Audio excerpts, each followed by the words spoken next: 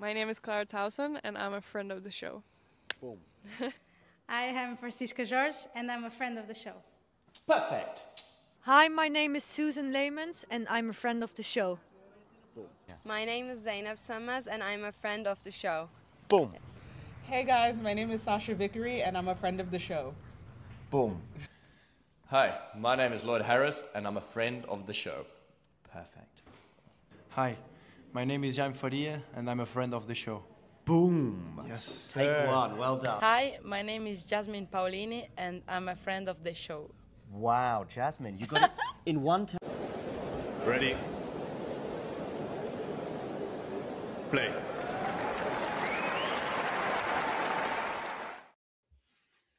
Hello, everyone, and welcome to ATP Weekly. I am here with Damien to talk about Marrakech, Bucharest, and a little bit of Houston as we are underway now between Brooksby and Francis Tiafoe. Damien, how are you today? Oh, I mean, it's Sunday. It's a lot of work. I've actually just spent the last 30 minutes looking for some ridiculous stats. I'm not even going to get into that, but I just feel very, very a lot on my mind. So cool to relax now with a bit of ATV Weekly. Hopefully some good chat, not only between us, but also with the people showing up, of course, in the comments. Laura is already there saying, great day for Italy, you and Cobolli champions, which I can only assume the you is Luciano Darderi for whatever reason. Yeah. And a huge week with him. I think that's a great place for us to start out in Marrakech where, John was on site, so we got to get some interviews from there. But yeah, I mean, what an amazing week for Luciano Darderi. Obviously a slow start to 2025, but yes. But yeah, what are your initial thoughts? Marrakech, I mean, Darderi, of course, he had been struggling for like half a year, but challengers work. Last week, Naples was already much better. Kind of shows his class. The Favrinka win was really good. Obviously, Sunday 2 matches, and you can say that some of them were a bit of a mess. He was getting like straight up just killed by Kopshiva in that final off the ground, just holding on the quality of his serve and forehand alone. But Marrakech was a bit different, and of course he got revenge. Only one very difficult match, I guess, against Gaston, who of course is like a bit of a pain in the ass for so many players. Pretty quick conditions too. Marrakech, a few hundred meters altitude, and you can see it pretty sunny most days. So I think that's obviously quite nice for Darderi too. And to beat like, let's say, an even bigger serve +1 forehand bot in the final. Right. That was pretty good too. Yeah, I mean, I think that's a great point from you in terms of coming from, different conditions in that final in Naples. But, I think it's been important for him. And obviously we'll talk with Cobolli, but the Italian fans are far and vast all over the world. And, both of them enjoyed that support. But yeah, I mean, think about the altitude. I think it was perfect for his game. And obviously, you mentioned getting that revenge. It was a tight first set there with Kopriva, but he eventually prevailed. And talking about that serve +1, it just became a clinic, I think, after that first set versus Gaston, where I've been talking about it, but he's appeared quite emotional, a little bit like hot-headed in a sense, and he's able to find kind of his ground and confidence from the baseline, and very attacking minded tennis. But I think it was on full display today in that final versus Greek Sport, and played the breakers just unbelievably well, playing the margins so well, and he was able to frustrate Greek Sport enough. And I think he can totally build on this. I mean, obviously the forehand is the biggest weapon there, but I feel like there are other parts of his game that have continued to blossom. What about for Greek Sport in terms of, he's the number 1 seed here, definitely a weaker field, and now he's got obviously the first round in Monte Carlo coming up. Is he have anything to hang his head about? What are your thoughts there? Yeah, I mean, it's been a pretty good stretch for him, obviously. Dubai semis, getting the win over Daniil, getting the win over Zverev in Indian Wells, and I don't think he was able to play Miami like some small injury, so good for him to be back on track. Oh no, it looks like we lost Damien. I'm sure he'll be back in a few. But yeah, I mean, picking up on it with Greek Sport, as Damien mentioned, he did sit out of Miami for what seemed like a little bit of an injury, but he comes here, and these are conditions that suit him very well, especially like on the first clay tournament for him, having the ability to use the altitude to his advantage in big serve +1. But, also, it seemed like he was trying to get to the net, especially in some of those more important points in the tiebreak where he wanted to, go back to what he knows best and try and back himself and put the pressure on Darderi. But a couple good backhand returns there, and that was kind of the match. But, ultimately for him, he was able to break Darderi to stay in that first set, give himself a chance. But obviously positive takeaways for him. And it looks like I'm back on the phone for now. Where did it cut me off? We were talking about Greek Sport. I can't hear you. Can I hear you now? Okay, I can hear you now. So where did it cut me off, more or less? Greek Sport. I talked a little bit about. So I didn't say anything about Greek Sport then? You're right. Go for it. Okay, that's not good because I spent like a minute monologuing. I could see that my browser was a little off. I mean, clearly doesn't like me after all that stat work earlier. Anyway, never mind. For now, let me rejoin on the phone and just say that obviously there's never going to be like final is not a poor result, even if he was the guy to beat the top seed. Brilliant stretch as a whole, beating Daniil in Dubai, beating Alex Zverev in Indian Wells, and of course he couldn't play Miami due to like some small physical issue.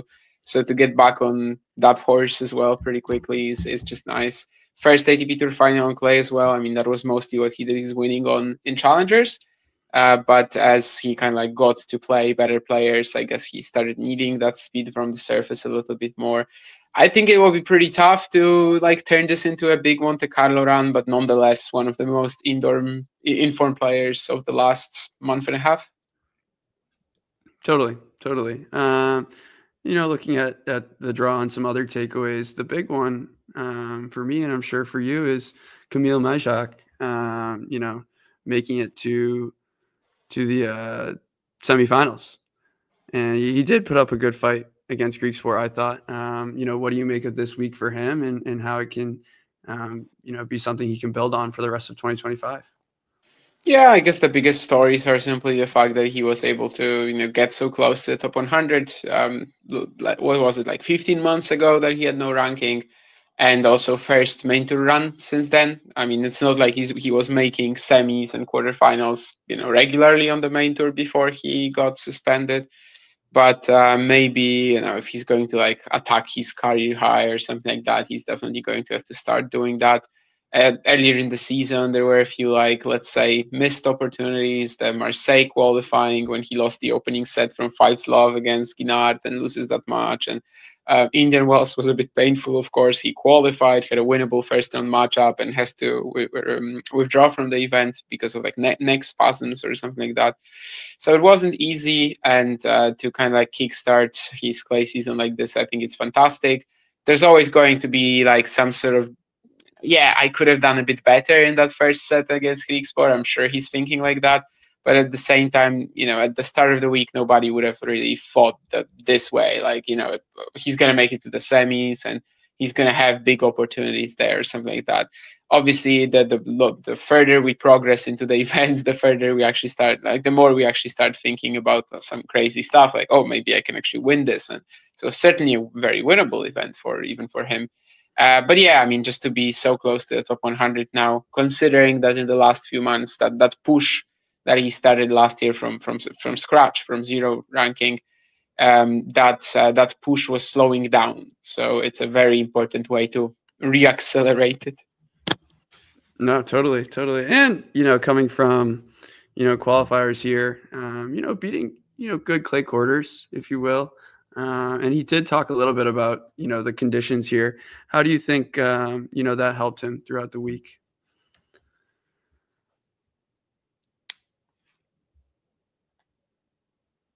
I think you're muted. Damien. I am muted, but on purpose. That's because, okay. He's back. Okay. Yeah. Okay. Now I should be good. Okay.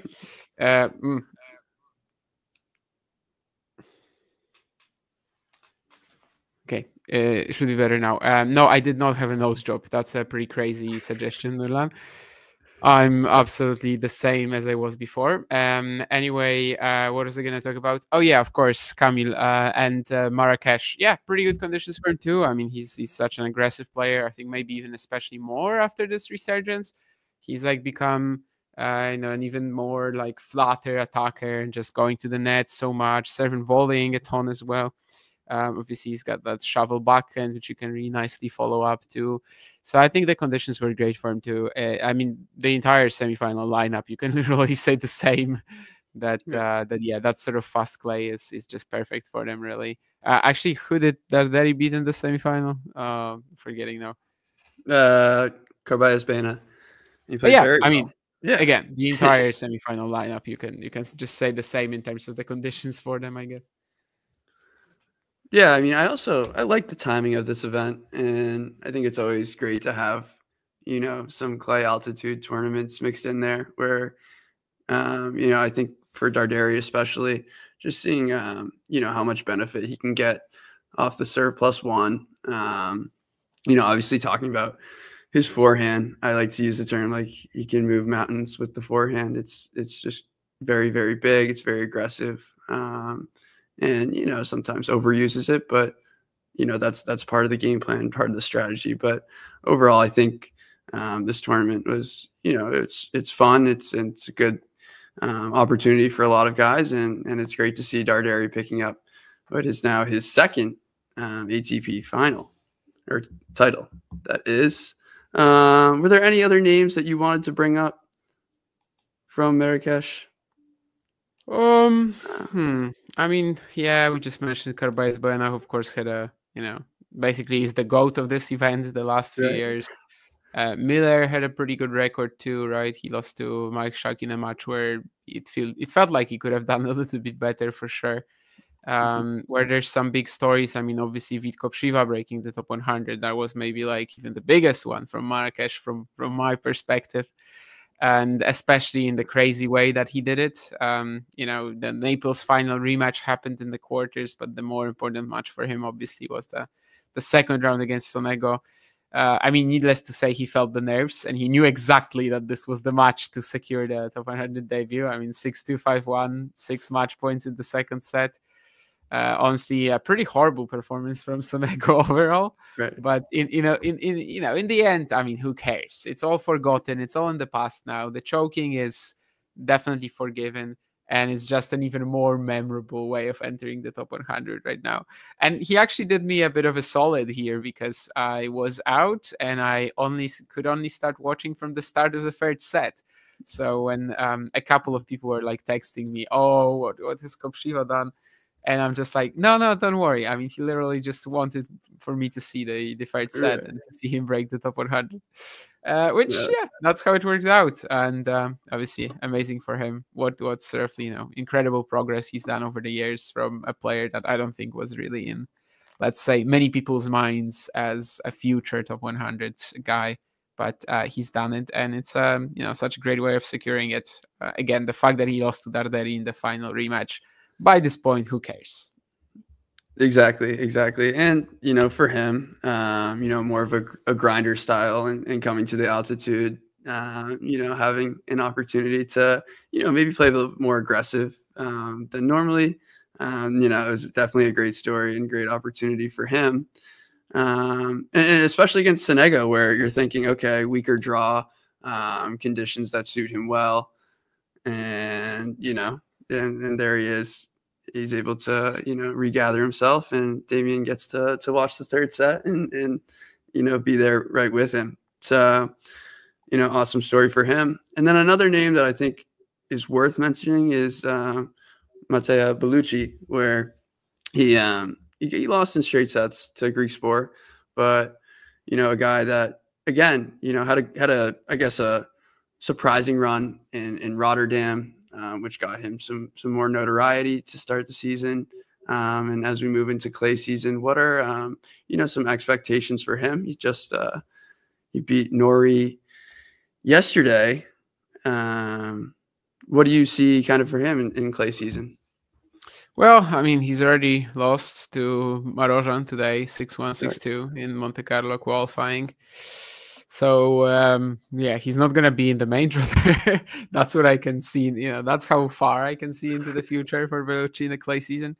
From time to time, I see people kind of like trying to claim that he's a clay specialist or something like that, which, they just very quickly show that they don't really know his story or his game at all. Like a couple of years ago, he considered himself very uncomfortable on the surface.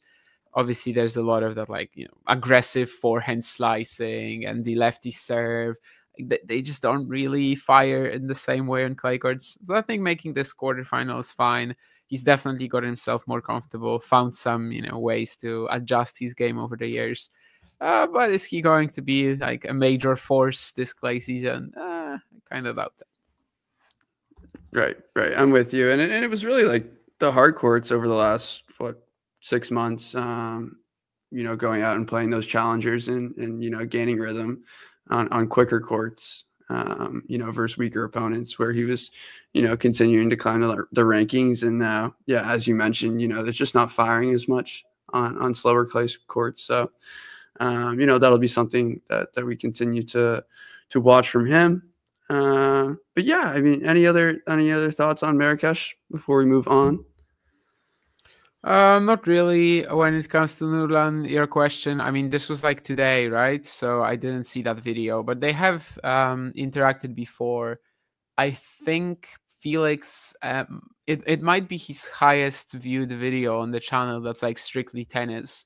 I think there's a video on his channel that's like a review of a racket or something like that.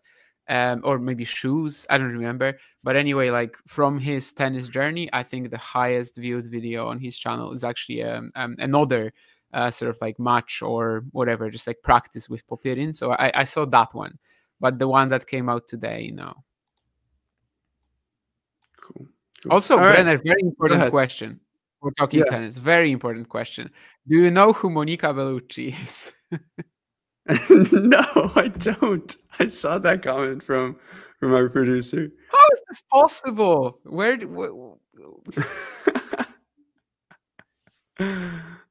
assume that's the woman on the screen.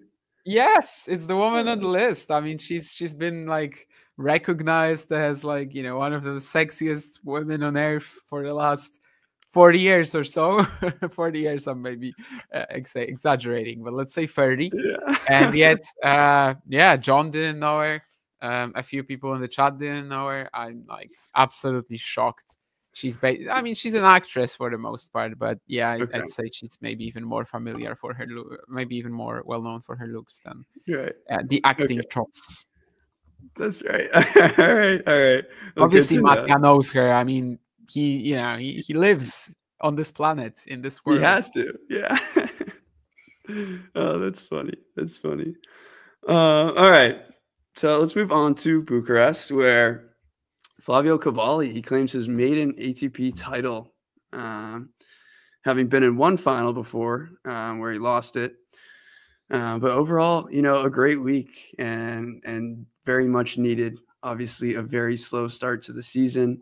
Coming on the hard courts. Now he gets, to be on the clay, his first event, and goes all the way.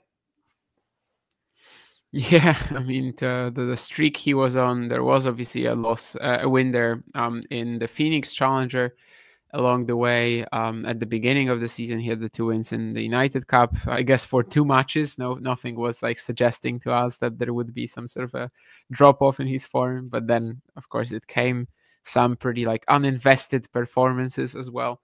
So good for him. He was finally able to shake it off. Getting an ATP Tour title, I mean, at some point it's just also kind of like, due to luck in a way. Like if you're as good as Cobolli, it's just kind of whether that 1 week happens where you can do it, and let's say the opportunity is there, and he definitely just saw it and took it after getting himself back in shape, getting himself some confidence back. And I guess the win today is pretty big. Sebastian Baez, clay to 50 merchant in a way, and yet you stopped that clay to 50 merchant in the final of said to 50. Yeah, I mean, I think that the first thing to talk about is just the conditions in Bucharest. I heard it was snowing this morning even, so definitely different, not fun conditions to play in. And obviously Baez being such a clay specialist, but usually it's in let's say a lot hotter conditions, wherever that's played. But yeah, I mean, these are heavy conditions in Bucharest, probably some of the slowest courts on tour. And as you mentioned, yeah, there's a lot of luck in there, especially with, this type of draw before, we go to Monte Carlo and it's the first, clay Masters. So you're not getting, any big names here. But, I think obviously the first win versus Gasquet, it got very physical, and by the third set, Gasquet didn't have the legs to compete. But Flavio, I think he's such a well-rounded player, from his physicality or fitness all the way to his ground strokes and variety. And I think that's something that he was able to display today, and honestly throughout the week, in terms of playing with a lot more freedom, and being aggressive, as he does like to be. But it's tough. It's always tough coming off of such a long string of losses. So obviously has a lot to be proud of, and Baez in the final is it's always going to be tough on clay. So job well done to him, and kind of mission accomplished. I don't know if you have anything else to say in terms of clay season going ahead for him, but was pretty close to doing a Kopshiva in the second set today. Obviously the first title nerves and top 100 nerves, I guess, can be considered pretty similar. But yeah, still a very cool way to get it done. We just saw that photo of him being on the ground after he got that drop shot lob combo in.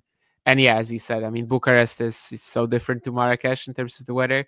It's not actually the dates that it's played in right now. It's not the one that the organizers wanted. But of course, the schedule is pretty stacked right now. There was that whole debate of what makes it into the 2025 calendar. Estoril and Estoril or Bucharest. Eventually, Estoril got an upgrade to a Challenger 175, whereas Bucharest had to take this date, which for Portugal it was fine. For Portugal, the weather was good, but for Romania, not so much. But of course, they'll be hoping to move the tournament someplace else. Apparently, you hate Sofia Kenin, Brenner. No, I know. I don't know where that's coming from. I just read that. I won't say too much on that, Nerlon, but you can tune into WTA Weekly, which will happen right after our show, and you'll hear thoughts and breakdowns on that. Of course, I'm happy for Pegula. I will say that's quite an impressive title, especially last week. Losing in the final, and I didn't know if she was going to have the legs. I thought she was probably going to kind of take a rest set there in the second and regroup for the third, but nope. She's able to claw back and claim it 7-5. So of course I'm happy for Pegula. She likes to go under the radar, it seems. But there she is. Especially for John Silk, who for the entire month of March was saying that Pegula, no, she's not playing that well. What are you talking about? And had to be reminded 5 times that she just won Austin. Yep. I mean, she heard you, John. Enough said. But yeah, as I said, Nerlon, I don't dislike Kenin. I don't know where is that coming from. But yeah, make sure to tune into WTA Weekly after this show. Other stories from Bucharest, as we said, a little bit of a weaker draw, a bunch of natural clay quarters in there in terms of Navone, I guess. Martin Fucsovics, he kind of claimed it was a weird victory over Navone with no one able to hold their serve and then cramping, and then he's able to finish it off. He's always a tough guy to take down in these type of conditions. Any thoughts on that, Damien? Yeah, actually did a watch along for that one. Obviously it was a rematch of last year's final, which kind of like added to the story. And Fucsovics like has so many points to defend. The tournament was held like middle of April last year, so it wasn't quite like he was going to be dropping the 250 this week yet. But certainly the pressure was there. And as you said, the third set was a very fun ride.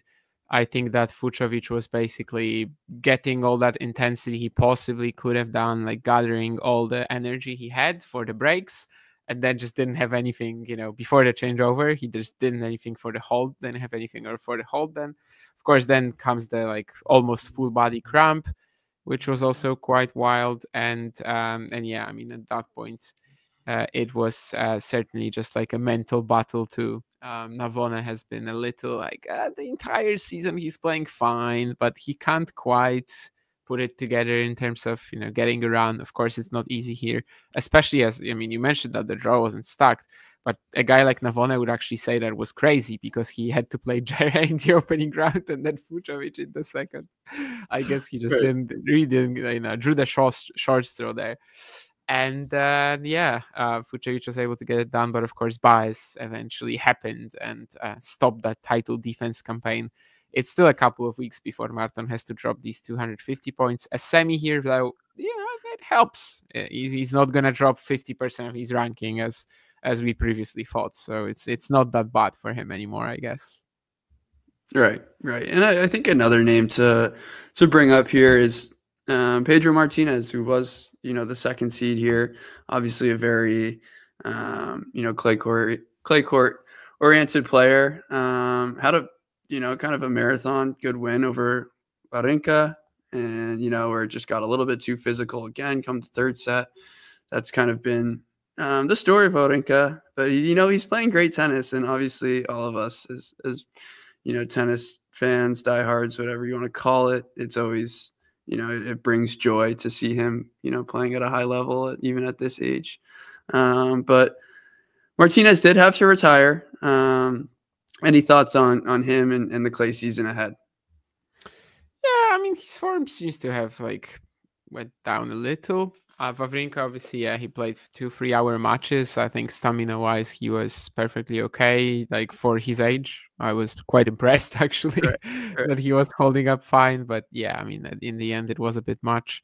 Pedro retired against Jumhur, so I don't really remember what was the issue, but definitely leaves his Monte Carlo form or many rhythm he has right now in under a bit of a question mark.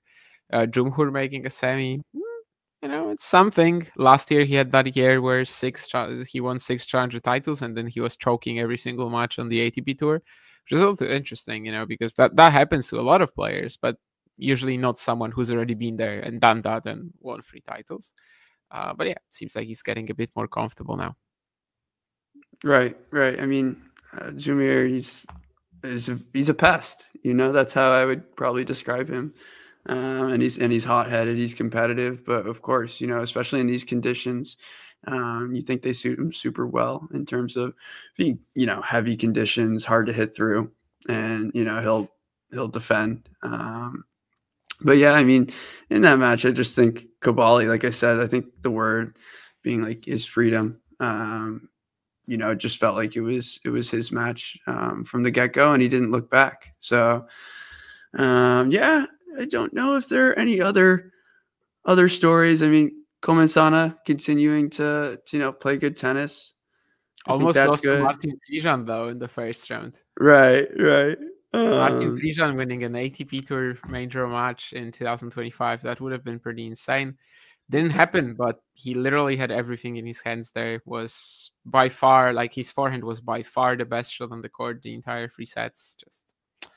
But in this case, I understand it more, though. He hadn't played a match like this in forever. So right. I totally get that, even though, of course, he's done so many great things in his career. He must have had some sort of jittery vibe there, considering that, for many years he hadn't played a top 100 match, an ATP Tour main draw match, and etc. Of course, having been retired for like 2.5 years as well. Right. I think one more name that I'll bring up that, I'm curious to hear your thoughts, but Gabi Diallo, he's, not known for obviously clay courts at all, like I guess thus far, but, with these slower conditions, it gives him a lot more time to, wind up on his ground strokes and be, aggressive. I was definitely impressed.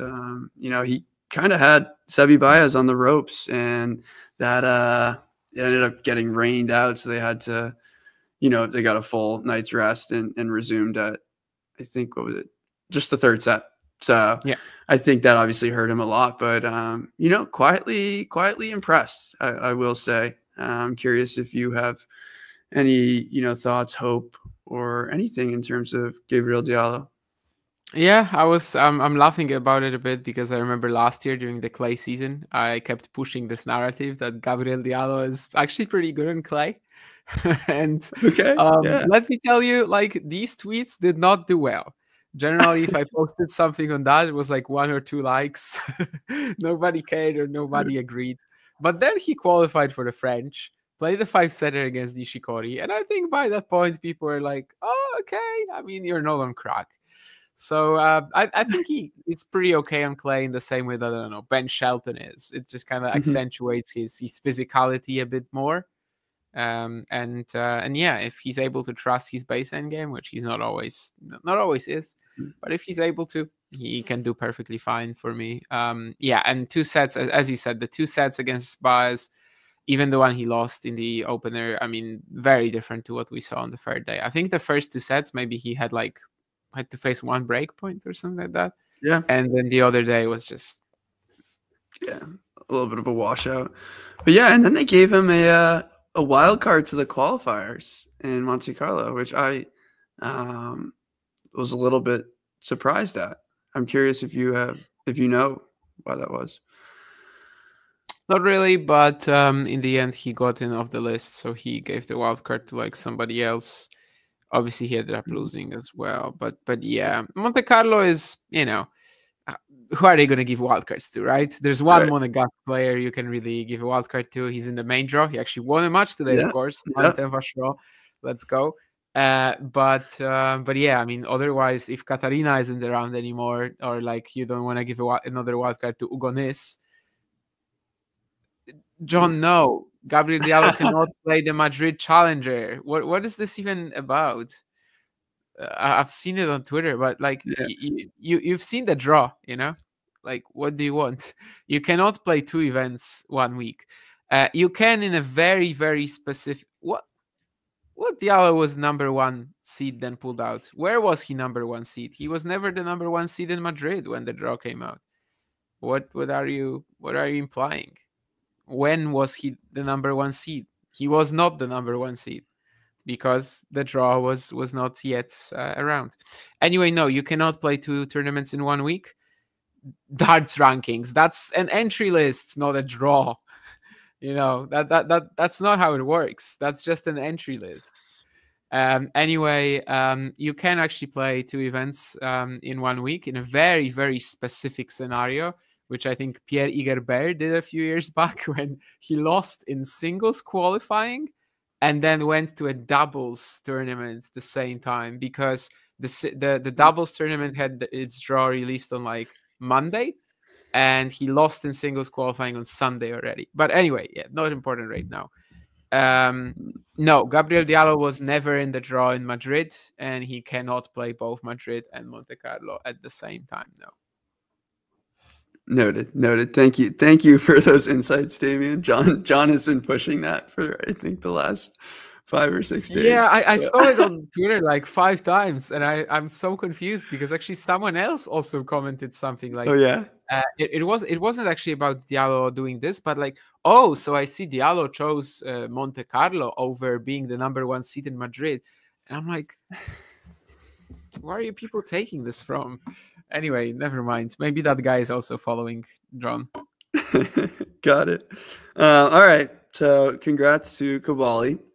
Let's move on to Houston, very, interesting event. Played on, we'll call it red hard true. Plays a little bit more like a hard court in a sense, with the top seeds being Tommy Paul and Francis Tiafoe, who both choose not to go play in Monte Carlo. So put a little bit more emphasis on this week. We are currently in the final. So I guess we'll get there as time goes on. But yeah, I mean, the big story from this week has been Jenson Brooksby. And obviously you talked about it a little bit already with the match point save. But yeah, I mean, and what a week from him. Not sure if we saw this coming. I mean, the fact that he was going to be back at some point and like that he was very close to his previous level, sure. At the same time, this run could have ended in the opening round of qualifying to Federico Agustin Gomez, who had a pretty weak return on, match points up. And then, of course, it easily could have ended against Tabilo, who needed a confidence-building win, 3 match points in a row that he had. Of course, yesterday against Paul, maybe like a more natural match in the sense that, it was just a deciding set tiebreak. I mean, obviously, it's going to come down to a few points here or there then. But yeah, I mean, Brooksby still hasn't won an ATP Tour title. I believe that because presently, while we're recording or while we're streaming, they are playing the Houston final. And funnily enough, he was 4-0 up in the opening set against Tiafoe, and now it's 4-4. So I have no idea if he's going to win an ATP Tour title. But of course, he is one of the best players not to have done it, with 3 previous finals to his name. I think all on home soil, wasn't it? Definitely Newport, definitely Dallas and Atlanta, I guess. So yeah, and yeah, he's definitely back pretty quickly. I think when he played that match, also coincidentally against Tommy Paul in Dallas, that's when we kind of knew that he's heading in the right direction.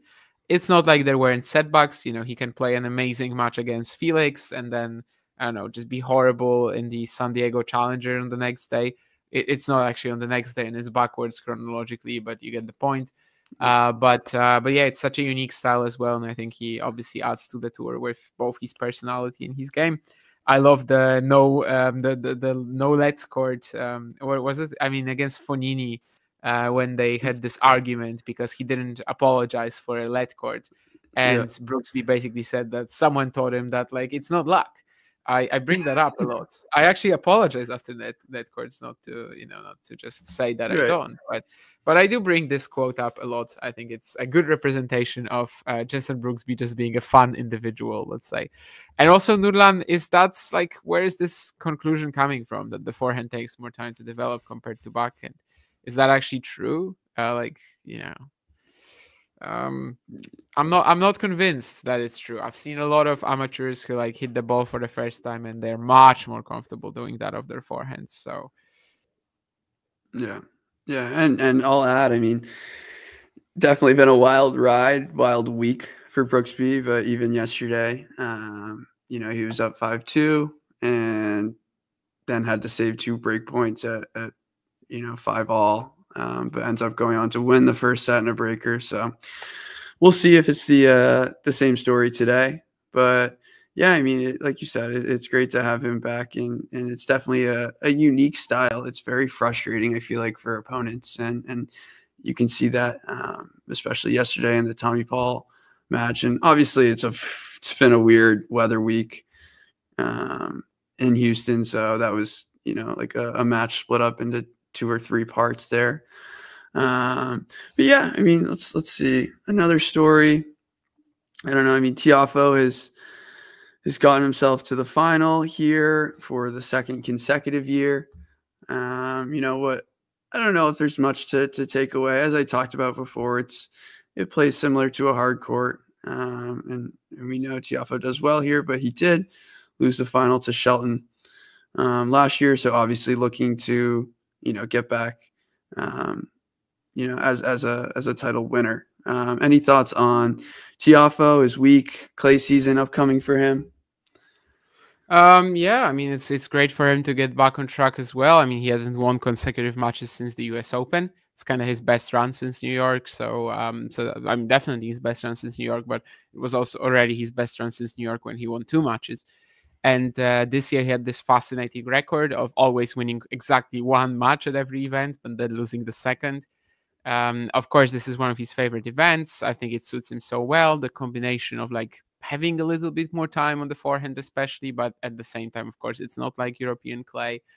So yeah, I think everything kind of like came together for him nicely. Yesterday against Nakashima, I think he had a win where like you can see that the ceiling is just higher than Brandon's, and when he has the big moments, the better patches, then he's kind of tough to stop.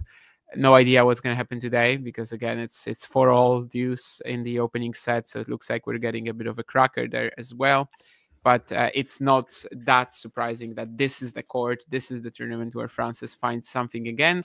Gonna be very difficult to just fly over to Monte Carlo and produce there as well, but I guess that's a risk he is willing to take, and I think it's a good decision, needless to say. Yeah. I mean, looking at Houston, I don't think there's too many other storylines for us to talk about. I think it's good to see obviously Colton Smith continuing to at least show his ability in terms of being on the main tour. Alex Kovacic as well, once again had looks, had opportunities. His game's continuing to progress. I'll ask you, Damien, like quick thoughts on Kovacic. Kovacevic, yeah. I mean, obviously clay court's not his favorite, not at all. But Houston, he's kind of fine at. I think all his ATP Tour clay court wins have come in Houston. Maybe we'll be regretting a little bit because like 4-3 against Brooksby, up a break in the third set. But he lost his serve to Love, I think, and it really wasn't that close. There's just really not that much that works in his game on clay courts. But the good part for him is that like his last 2 summers were so horrible that he's not defending any points. Definitely not. So basically anything he can do on clay from here is going to be an improvement, let's say, or even on grass as well. So yeah, it's still going to be a lot of like, let's say, learning how to play on these 2 surfaces, especially not the hard through version of it, obviously. But right now after the Montpellier final earlier in the season, he just has a lot more freedom and can kind of approach these events maybe with a little bit more like clearer attitude and basically not worry about stuff. So that's going to be fun to follow. But yeah, I mean, here I think hard through clay is of course a bit of a different beast. So on this one he was looking perfectly okay.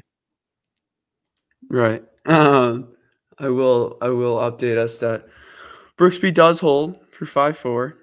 So he's able to at least put the scoreboard pressure on. And our producer has posed us a question. If you had to use this phrase for a player this week, Houston, we have a problem, who would it be and why?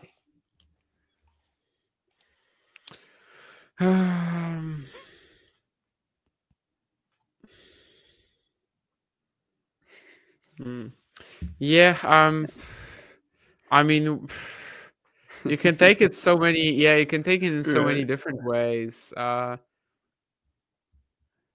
mean, Manarino he has a problem anywhere. Like it's not right now. It's not really connected to Houston in any way, I guess. But maybe it doesn't need to be. Again, it depends how you view this phrase, of course, from Apollo 13. We can also like look at it positively, right? Like we can say it about Colton Smith, for example. Houston, we have a problem. Isn't like this guy is good. So yeah, I guess you could try very, very, very different directions with this. Lerner Tien, if you just want to kind of like talk about his clay pedigree for the time being, you can definitely get in there as well like this. Or Kei Nishikori, just because he had to retire again. There's a ton of options. My favorite though is looking at it positively. So I would say Colton Smith. That is my answer. I like that call. I think Lerner Tien, that's a good one. Seeing it on the other side, but obviously, we'll continue to see him progress and what he's capable on the clay. So, Damien, that wraps up Houston. I think we should do a quick little preview in terms of Monte Carlo, which is already underway. We already had some first round matches today. But yeah, I mean, opportunities kind of all over the board. I'd say we could definitely start with, Carlos Alcaraz not having played many matches here, due to his health and whatnot. But now he's back. He's had some time to prepare, and his draw, I think, could get tough really quickly. With if it is Francisco Cerundolo, that won't be an easy one. So I think we'll start there. What are your thoughts on? I guess maybe we'll go to the bottom half of the draw, and Carlos Alcaraz, Ruud being there, Rublev. So go for it. Yeah, I think usually I'm known as like the hedger, and Fergus always laughs at me that I don't really have any big calls, predictions, and stuff like that. But I actually have a few for Monte Carlo because some of these quarters are pretty weak, and there's one player who really stands out. And if we're talking about the very bottom of this, my big call is that if Carlos Alcaraz beats Francisco Cerundolo, then he's gonna win the title. But that's a big if. Because Fran Cerundolo right now, I mean, yeah, that's one of the best players on the tour. And Carlos is a little lost. He really needs to find something quickly. He also hasn't played Monte Carlo almost ever. 2022, obviously he played one match against Sebi Korda, lost it, and that's it. 23, he withdraws due to an injury. 24, he withdraws due to an injury. So there's a bit of uncertainty there as well. I think, Alcaraz is fine on any clay court in the world, really. I would like to see him in Houston. But some of them will be better. Some of them will be worse for him. I think that second round against Cerundolo is absolutely massive. And if he gets through it, then he's still the top favorite to take the title. But that's a pretty big if at the moment. And let's remember that Fran even pushed him pretty close in Indian Wells. Right. I mean, those are two players that, some of my favorite players to watch. Just their all-court ability, variety they possess, and then obviously, the big weapons being, the forehand and the disguise of the drop shot and timing of it, and also great movers. It's just, two guys who can really excel on this surface.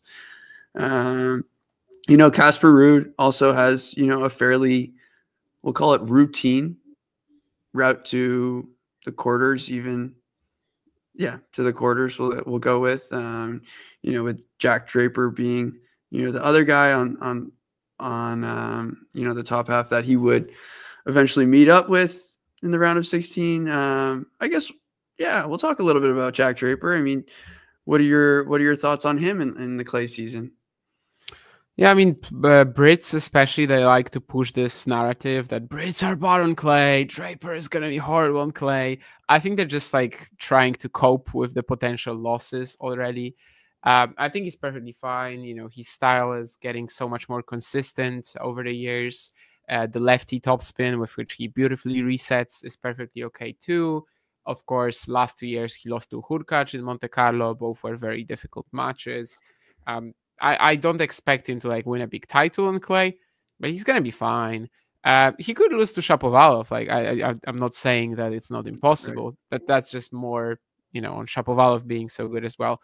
And I think we've already established over the last few weeks that basically right now on the ATP Tour, the rankings between 3 and 30, that it's just all the same, really. So right. Draper and Shapovalov, I think, are both within that range. Yeah, and our producer talking about Richard Gasquet came through a big win today against Matteo Arnaldi. I mean, I think he's definitely worth talking about, given how big of a legend he is in the sport, and time is now ticking. So I think he's got a shot. Whoever comes through there, I think FAA Altmaier will be a good battle, honestly. But Gasquet awaits the winner there, and I think I'd fancy his chances. Sorry again. Yeah, I was just replying to a very important email. What was that? What We're was the talking about topic? Gasquet. Oh Apparently, you're a big yeah. fan, of course, I mean, David. yeah, that's a big story. I can't disagree, obviously. The fact that in 2002, that was the first, let's say, the major breakthrough on a big stage for him. Then he also beat Roger in 2005 in Monte Carlo. That was massive as well. He just keeps writing that sort of history as long as he's on the tour, which is only for the next 2 months. Is it very disappointing from Arnaldi's perspective to lose to him? Yes. I mean, whoever loses to Richard Gasquet right now will be a little like, I mean, the guy has 1.5 sets of physical tennis left in him. But yeah, still the magic is very much there. The variety, the angles, the beautiful backhand. So let's enjoy him while he's still there. And who is he going to play in the second round? Remind me. He is awaiting the winner of Felix Auger-Aliassime and Danny Altmaier, which I think will be, a tough one. I don't That's know. a tough match, yeah. Yeah. All right. We'll quickly wrap up here with the top half. Quick little description. Obviously, Zverev top seed. And I guess another big name, of course, we're in Monte Carlo, which is, Stefanos Tsitsipas, his favorite tournament, on the tour. What do you make of his chances to, repeat here? That's the one quarter which I think is just incredibly stacked. Zverev, Musetti, Rune, Tsitsipas. I can't say that like either of these guys is like comfortably ahead of the rest. Zverev right now just doesn't seem like he's taking advantage of the no sinner time at all. Rune obviously just made the Indian Wells final, had a second round loss in Miami, but so did Draper, and then it just seems like he should be able to bounce back. Musetti has been very good in Monte Carlo over the years, defeated Djokovic 2 years ago. Steph, as you said, I mean, 3 titles in the last 4 years. What more can you add? I mean, he's just a GOAT here, although I do think he would have lost to Sinner if not for the injury last year in the semifinals. So I think that's the one section of the draw where it's very difficult. And even if you look at the other guys, like the unseeded contenders, the Hedgkar Korda for Musetti in the second round, Navona or Berrettini for Zverev in his first match. That is insane, yeah. I remember watching this, like talking to someone about this draw even before the qualifiers were put in.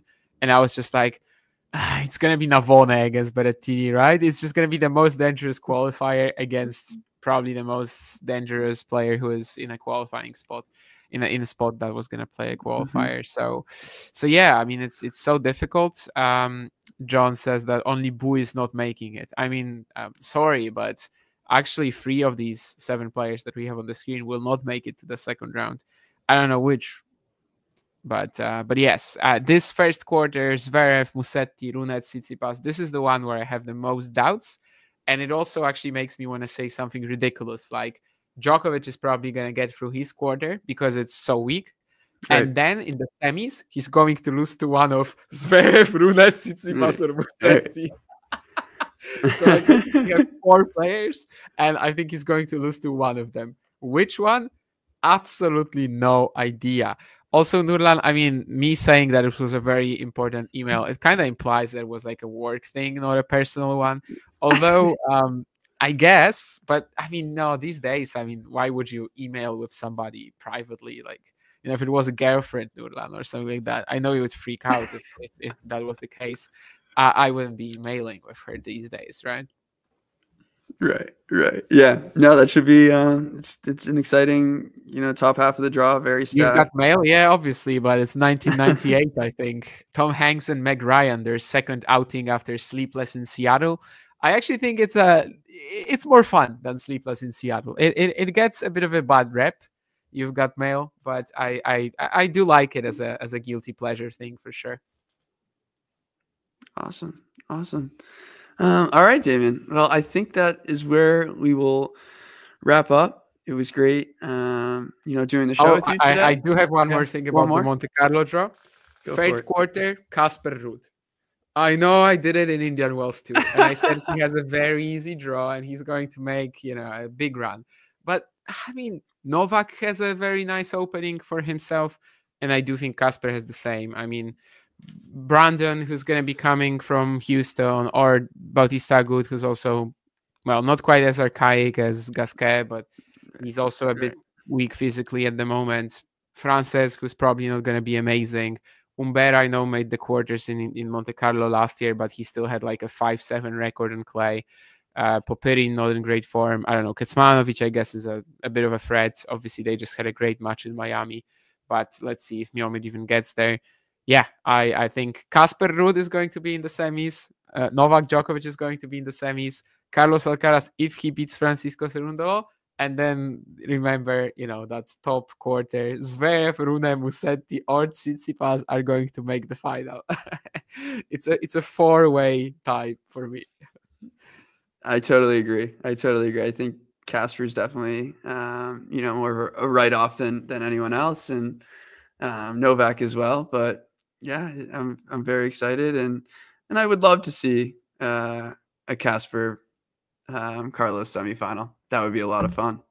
But yeah, thanks so much for joining us, guys. Jake, appreciate you always. And don't go too far, because we do have WTA Weekly coming up just after this. Big mistake, Brenner. I mean, if you just singled out Jake now, you have to also mention Nordland. Yeah. Well, Nerland, of course. He's shouting me out though. Yeah. I mean, he's kind of always mentioned, he started the show. He is the founder, but that's okay. Of course. You learn. Thank everyone for learn that joining us. Nordland has to get the praise every single time. Oh man. Look what Josh pins. All right. Well, thank you everyone. We'll be back next week to talk about Monte Carlo and whatever cool stories we get from there. Have a good rest of your day. If you enjoyed this video, make sure you hit that like button. Don't forget to subscribe and click that notification bell so you don't miss out on all things tennis.